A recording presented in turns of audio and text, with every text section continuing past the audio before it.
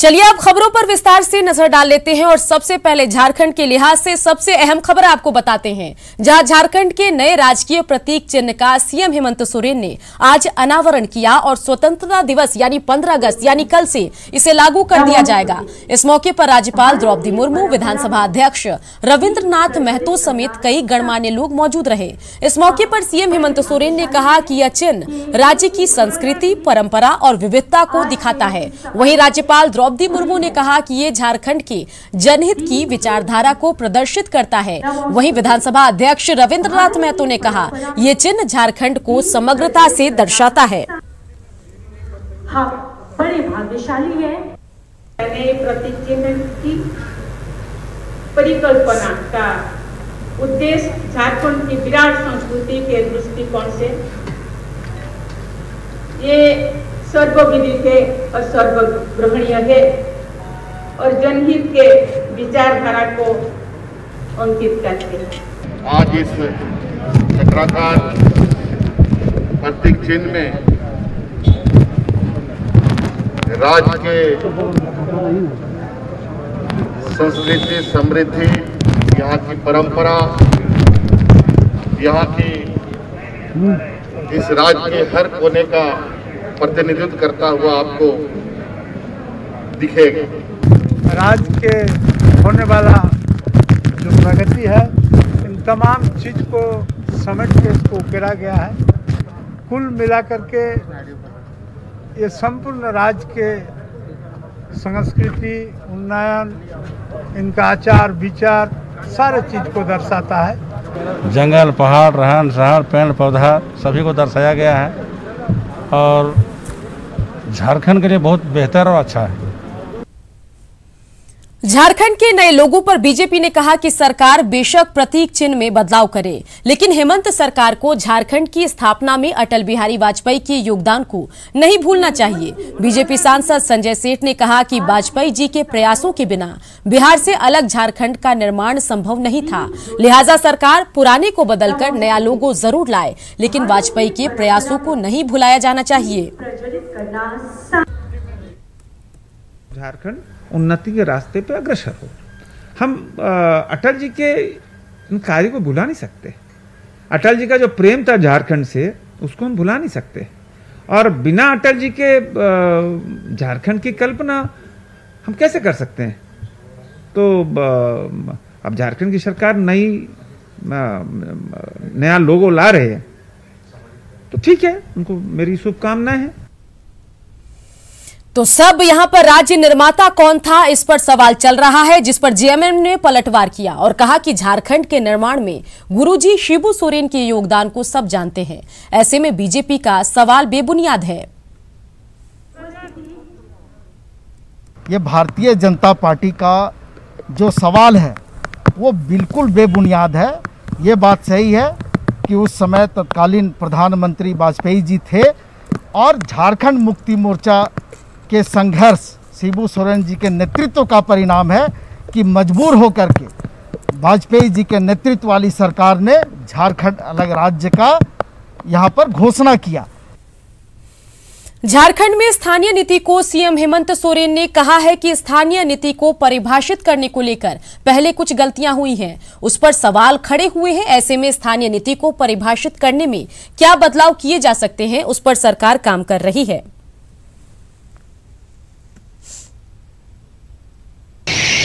कुछ त्रुटियां होती है या सही है गलत है समझने की आवश्यकता होती है। और पूर्व में जो स्थानीय नीति परिभाषित हुई है, कई सवाल खड़े थे इस पर, कई लोगों ने सड़कों पर आंदोलन भी किया है, जिससे आप लोग खुद भी गवा रहे हैं। उसको एक बार हम लोग फिर से देखकर क्या उसमें बदलाव किया जा सकता है। वहीं सीएम हेमंत सोरेन के बयान पर सियासत अब तेज हो गई है। बीजेपी ने स्थानीय नीति को लेकर हेमंत सरकार पर जनता को गुमराह करने का आरोप लगाया। वहीं जेएमएम का कहना है कि वो जनता से धोखा नहीं कर सकती है और सरकार हर हाल में वायदे को पूरा करेगी।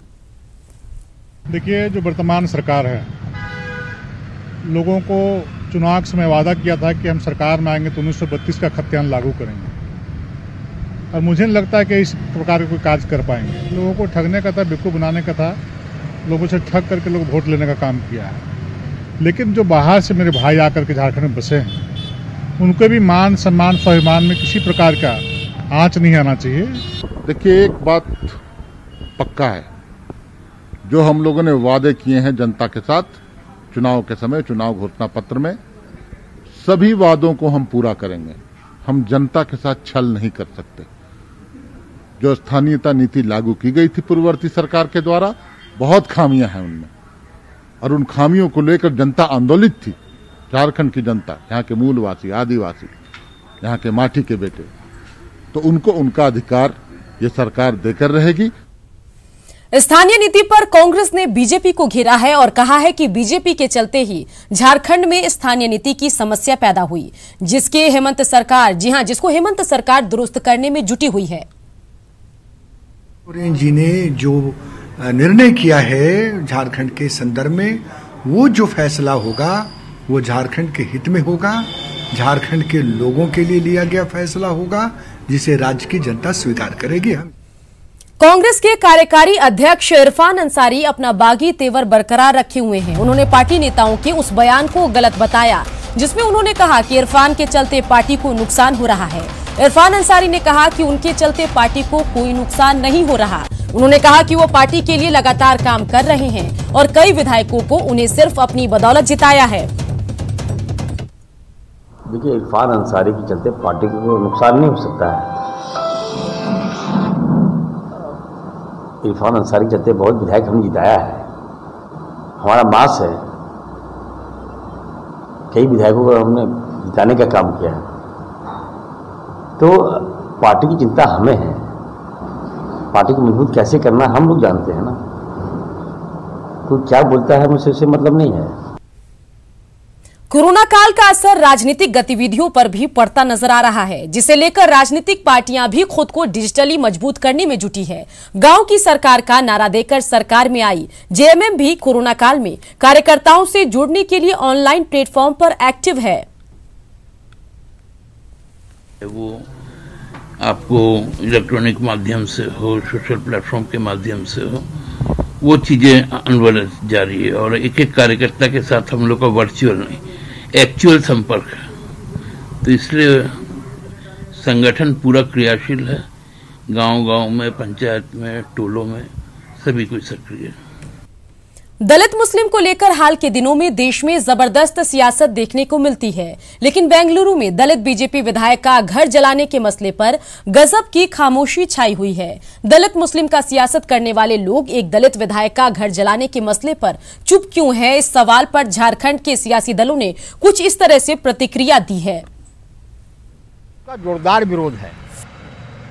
अल्पसंख्यक और दलित, आज पूरे देश में अल्पसंख्यक और दलित पर ही हमला क्यों हो रहा है, ये भी सोचने वाली बात है। देखिए, ये तो जांच का विषय है और राज्य में वहाँ भाजपा की सरकार है। निश्चित रूप से उनको देखना चाहिए कि क्या क्या हुआ है, और जल्द से जल्द अगर इस तरह की बात आई है सामने तो निश्चित रूप से इसकी निंदा होनी चाहिए और इस पर कड़ी कार्रवाई होनी चाहिए। देखिए, पूरी तरह से वहाँ की जो सरकार है विफल, फेल्योर, कंप्लीट फेल्योर। पूरी रात हिंसा होते रही, भीड़ नंगा नाच करते रहा, कितनी गाड़ियां जला दी गई। कोई भी हो, कानून सबके लिए समान होता है। कांग्रेस का चरित्र इसलिए हम कह सकते हैं कि जहां जहां भारतीय जनता पार्टी की सरकार रहती है, वहां इस तरह के दंगे को सुनियोजित ढंग से कांग्रेस पार्टी द्वारा कराया जाता है। और जहां तक दलित बंधुओं की मौत का मामला है, हम कह सकते हैं कि कांग्रेस को इसके ऊपर जवाब देना चाहिए। शहर की सफाई हो या फिर सैनिटाइजेशन, इसे लेकर निगम गंभीर तो है, लेकिन रांची मेयर का मानना है कि ये बहुत हद तक कारगर नहीं होगा। इसे लेकर लोगों को भी जागरूक होने की जरूरत है। उन्होंने कहा कि कोरोना की रफ्तार को कम करने के लिए एक बार फिर से लॉकडाउन की जरूरत है।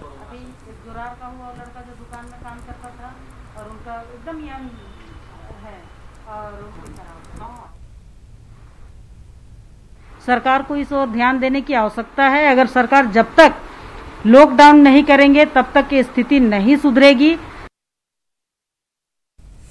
चलिए बढ़ते आगे, रुख करते हैं अगली खबर का, जहां गढ़वा में जोरदार बारिश के बाद पंडी नदी में बाढ़ आ गई और पानी कई ग्रामीण इलाकों में भी फैल गया, जिस कारण कांडी प्रखंड के चोका और बलियारी में सैकड़ों हेक्टेयर में लगी धान की फसल बर्बाद हो गई। साथ ही सतबहनी मंदिर भी पूरी तरह से जलमग्न हो गया। अचानक हुई बारिश और बाढ़ से लोगों की परेशानियां बढ़ गई है।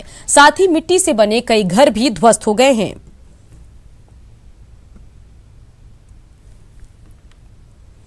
खबरें अभी और भी है, बने रहिए, जल्द लौटेंगे।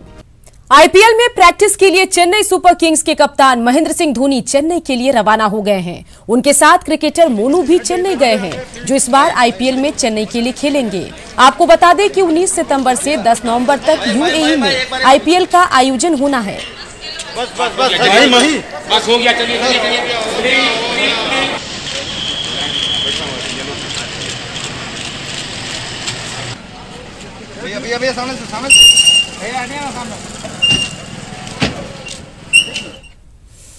तो अभी आपने तस्वीरों में रांची के राजकुमार महेंद्र सिंह धोनी को देखा, लेकिन आपको बताएं कि टीम इंडिया के पूर्व कैप्टन और रांची के लोकल बॉय माही का बल्ला इस बार आईपीएल में खूब गरजेगा। धोनी के साथ ही रणजी खिलाड़ी और प्रशंसकों को इसी की उम्मीद है। टीम इंडिया के स्टार और अपने शहर के हीरो महेंद्र सिंह धोनी से एक बार फिर प्रशंसकों की उम्मीदें जगने लगी है। धोनी को अपने आइडियल मानने वाले युवा खिलाड़ियों की माने तो इस बार आईपीएल में धोनी भैया का बल्ला खूब चलेगा और हेलीकॉप्टर शॉट के साथ साथ नए शॉट भी देखने को मिलेंगे। धोनी भैया का बल्ला जरूर चलेगा इस बार। उन्होंने बहुत प्रैक्टिस की और इस बार आईपीएल में वो सबको धूम देंगे, सारे बॉलरों को। कोई चिंता नहीं, उनको इंटरनेशनल क्रिकेट में वापस एंट्री करनी ही है। धोनी भैया का पूरा उम्मीद है कि नेट में बहुत ज़्यादा ही प्रैक्टिस की है और उम्मीद है पूरा कि वापसी इंटरनेशनल क्रिकेट में वापसी करेंगे और बहुत अच्छा तरीके से करेंगे और T20 में तो पूरा विश्वास कि खेलेंगे और अच्छा प्रदर्शन करेंगे। धोनी के साथ रणजी क्रिकेट में ओपनिंग पार्टनरशिप में लिम्का बुक ऑफ रिकॉर्ड में नाम दर्ज करा चुके रणजी खिलाड़ी शब्बीर हुसैन भी मानते हैं कि धोनी में काफी संभावनाएं हैं और उनकी फिटनेस ऐसी है कि आज भी नए खिलाड़ी को पीछे छोड़ सकते हैं। वो खुद अपना फिटनेस पे भी बरकरार किए हुए, अपना नेट्स भी किए हुए वो आ चूँकि अब उन लोग को 13 या 14 को चेन्नई रवाना होना है, वहाँ से फिर आईपीएल के लिए दुबई जाना है। तो होपफुली कि वो बेस्ट कर रहा और एज अ मैन हम खुद जानते हैं कि हाँ फिटनेस पे वो बहुत ज़्यादा कंसंट्रेट करता है। संयुक्त अरब अमीरात में 19 सितंबर से 10 नवंबर तक आईपीएल का आयोजन होना है और धोनी के प्रशंसकों के लिए बड़ी खबर यह है कि धोनी अगले 2 साल तक चेन्नई सुपर किंग्स के कप्तान बने रहेंगे। हम इस समय रांची के सिमलिया स्थित महेंद्र सिंह धोनी के आवास के बाहर हैं। धोनी के प्रशंसकों को पूरी उम्मीद है कि इस बार आईपीएल में धोनी का बल्ला पूरा गरजेगा। धोनी अपने आवास में ही पूरे कोरोना काल में हेलीकॉप्टर शॉट समेत कई नए शॉट पर धोनी ने प्रैक्टिस की है और प्रशंसकों को उम्मीद है कि इस बार आईपीएल में धोनी ने अपने आवास पर जितना पसीना बहाया है अरब में उतने ही रन बरसेंगे। कैमरामैन शाहनवाज के साथ संजय कुमार सिन्हा, न्यूज 18 रांची। स्वतंत्रता दिवस को लेकर राजधानी रांची के तिरंगा बाजार में उत्साह देखने को मिल रहा है। कोरोना की वजह से तिरंगे की खरीदारी में काफी कमी आई है। इसके बावजूद लोगों में उत्साह की कमी नहीं दिख रही। तिरंगा बाजार का जायजा लिया सहयोगी संजय कुमार सिन्हा ने। तारीख आजादी के जश्न का हो तो उत्साह में उबाल लाजिमी है।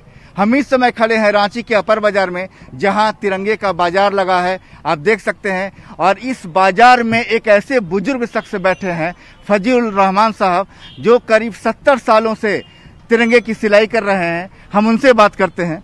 को लेकर कोई खास तैयारी? बहुत तैयारी करते हैं, 2 महीना पहले से तैयारी करते हैं। सभी लोग हम लोग सिलते हैं झंडा। 20 रुपए से लेकर के 400 रुपए तक का झंडा उपलब्ध है।